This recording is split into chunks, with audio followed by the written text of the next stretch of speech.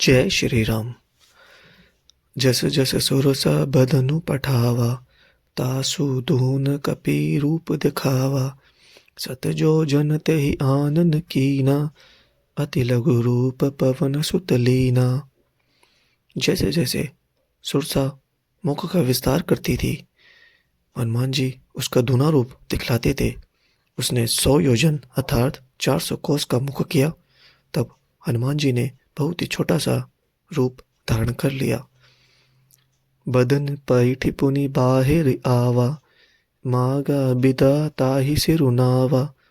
मोहि सुरन जहि लागी पठावा, बुद्धि बल मरमु तौर मैं पावा। और वे उसके मुख में घुसकर तुरंत ही फिर बाहर निकल आए और उसे सिर नवाकर विदा मांगने लगे।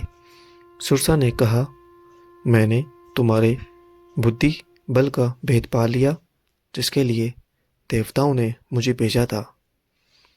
राम काजु सब करे हो, तुम बल बुद्धि निधान। रामा तुम बल बुद्धि निधान, आशीष दे गई सो हर्ष चले हनुमान। सियापति रामचंद्र जी की जय। तुम श्री रामचंद्र जी का सब कार्य करोगे, क्योंकि तुम बल बुद्धि के भंडार हो। यह आशीर्वाद देकर वह चली गई।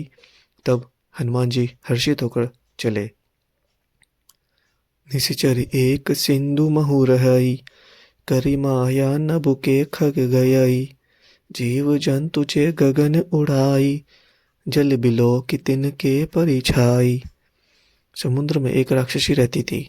वह माया करके आकाश में उड़ते हुए पक्षियों को पकड़ लेती थी। आकाश में जो जीव जंतु उड़ा करते थे, वह जल में उनकी परछाई देखकर खा लेती थी। गई इच्छा सक सोन उड़ाई, एहि विधि सदा गगन चर खाई। सोई छल हनुमान कह कीना, तासु कपट कपे तुरंत ही चीना। उस परछाई को पकड़ लेती थी, जिससे वे उड़ नहीं सकते थे। इस प्रकार वह सदा आकाश में उड़ने वाले जीवों को खाया करती थी। उसने वही छल हनुमान जी से भी किया। हनुमान जी ने तुरंत ही उसका कपट पहचान लिया। ताहि मारी मारु सुत बीरा, बार दीपार गयु मति धीरा। ताहा जाई देखी बन शोभा, कुंजत चंचरीक मधुलोभा। पवन पुत्र धीर बुद्धि वीर श्री हनुमान जी उसको मारकर समुद्र के पार गए। वहां जाकर उन्होंने वन की शोभा देखी।